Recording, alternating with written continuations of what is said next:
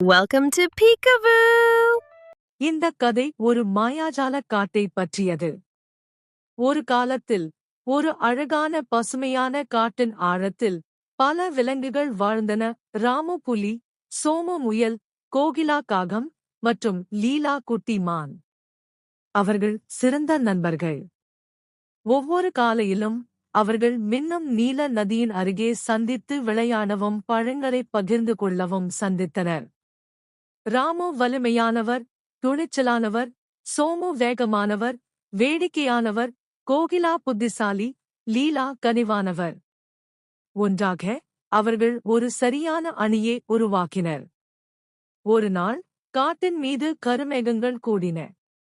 பறவைகள் வீட்டிற்கு பறந்தன, மரங்கள் காட்டுத்தனமாக அசைந்தன. ஐயோ, மழை பெய்யப் போகிறது, லீலா அழுதார். காற்று அலறி அடித்து பலத்த மழை பெய்தது.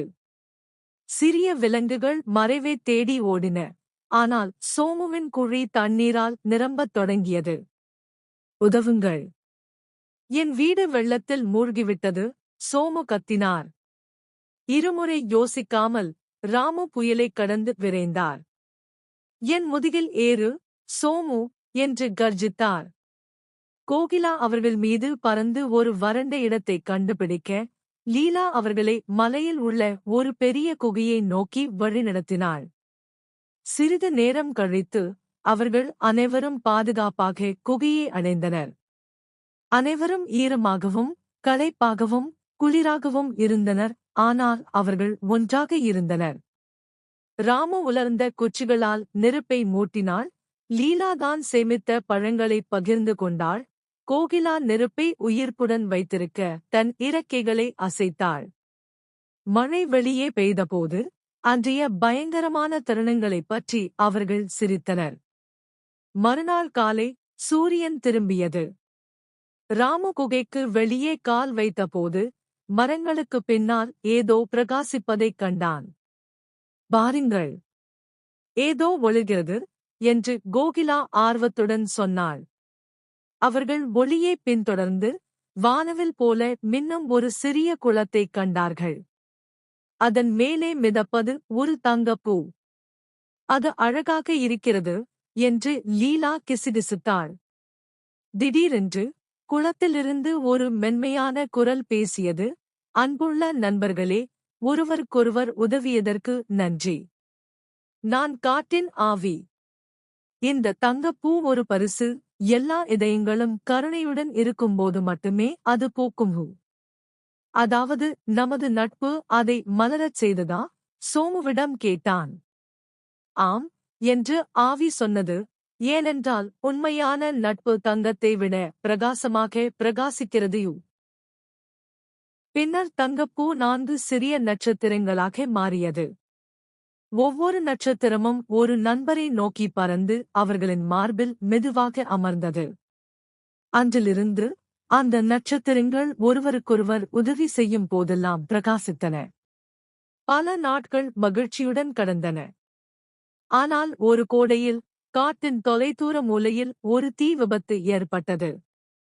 தீப்பிழம்புகள் விரைவாக பரவின. ஐயோ, சிறிய விலங்குகள் தப்பிக்க முடியாது என்று லீலா அழுதாள். நாம் ஒன்றாக அவர்களுக்கு உதவுவோம் என்று ராமு கர்ஜித்தாள். கோகிலா மரங்களுக்கு மேலே பறந்து பாதுகாப்பான திசையைக் காட்டியது. சோமு முன்னால் ஓடி முயல்களை சுரங்கப் பாதைகள் வழியாக வழிநடத்தினாள். வேகமாக நடக்க முடியாத சிறிய விலங்குகளுக்கு லீலா உதவினாள். அனைவரும் கடந்து செல்லக்கூடிய வகையில் எரியும் மரத்தை ராமு ஒதுக்கித் தள்ளினாள். அனைத்து விலங்குகளும் ஆற்றை அடைந்ததும் அவை திரும்பி பார்த்தன. நெருப்பு பரவுவதை நிறுத்திவிட்டது. அவர்களின் மார்பில் இருந்த தங்க நட்சத்திரங்கள் மிகவும் பிரகாசமாக பிரகாசித்தன. புகை கூட பிரகாசங்களாக மாறியது. காட்டு ஆவி மீண்டும் தோன்றியது. உங்கள் தைரியம் இந்த காட்டை காப்பாற்றியது.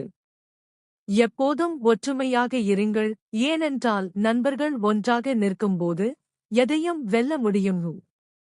அன்றிலிருந்து எல்லோரும் அதை நட்பின் மந்திர காடு என்று அழைத்தனர். பெரிய அல்லது சிறிய ஒவ்வொரு விலங்கும் ஒன்றையொன்று கவனித்துக் கொள்வது காட்டை மகிழ்ச்சியான வீடாக மாற்றியது என்பதை கற்றுக்கொண்டன. இரவில் நட்சத்திரங்களின் கீழ் ராமு, சோமு, கோகிலா மற்றும் லீலா ஆகியோர் நீல நதியின் அருகே அமர்ந்தனர். அவர்களின் தங்க நட்சத்திரங்கள் அவர்கள் உறுதியளித்தபடி மென்மையாக பிரகாசித்தன. என்ன நடந்தாலும் நாங்கள் எப்போதும் நண்பர்களாக இருப்போம். கதை உங்களுக்கு பிடித்திருந்தால் தயவு செய்து லைக் செய்யவும், ஷேர் செய்யவும், சப்ஸ்கிரைப் செய்யவும். அடுத்த கதையில் சந்திப்போம்.